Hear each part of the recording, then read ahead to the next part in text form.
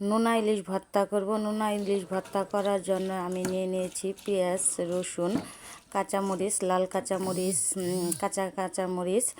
আর রসুনটা বেশি নিতে হয়। ভালোভাবে ধুয়ে আমি বসিয়ে দিয়েছি, হালকা একটু পানি দিয়ে হলুদ দিয়ে মাখিয়ে বসিয়ে দিয়েছি। এখন পানিটা শুকিয়ে গেছে। তো অনেক দিন পরে এই নোনা ভর্তা খাচ্ছি, অনেক দিন ধরে নোনা ভর্তা করা হয় না।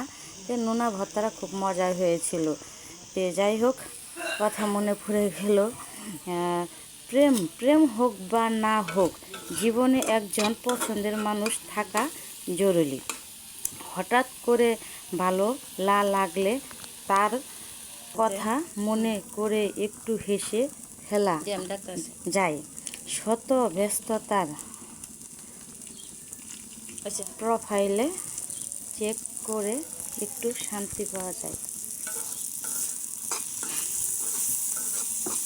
কথাগুলো আসলে ফেসবুক জগতে আইসে অনেক কথাই মনে পড়ে যায়, অনেক কথা মনের ভিতরের কথাগুলা সব বেরিয়ে আসে, ভালো লাগে।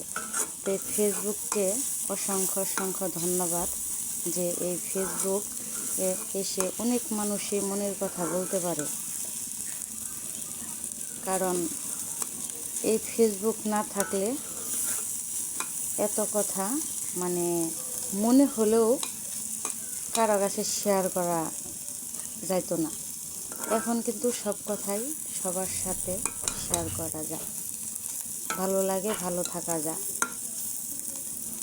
আমি জানি, কারণ আমি একা একা সবসময় চুপচাপ থাকতাম। টেনশন তো অবশ্যই থাকতো, কারণ এটা সবাই বুঝবে না, যে যারা আমার মতো। তে যাই হোক, এগুলা নাই বলে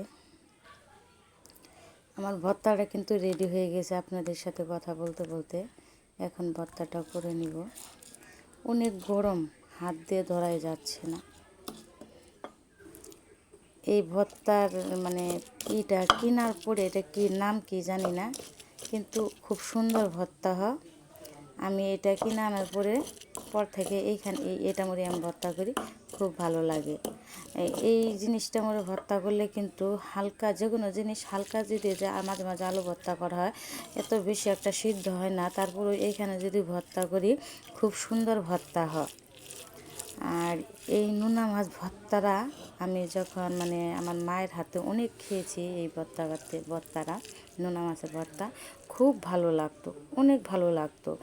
আর নোনা ইলিশ, নোনা শুটকি আমাদের এখানে ভালো পাওয়া যায়, ওদের হাতে বানানো তো, এই জন্যে। কারণ আমরা মানে ওদের কাছাকাছি থাকি তো,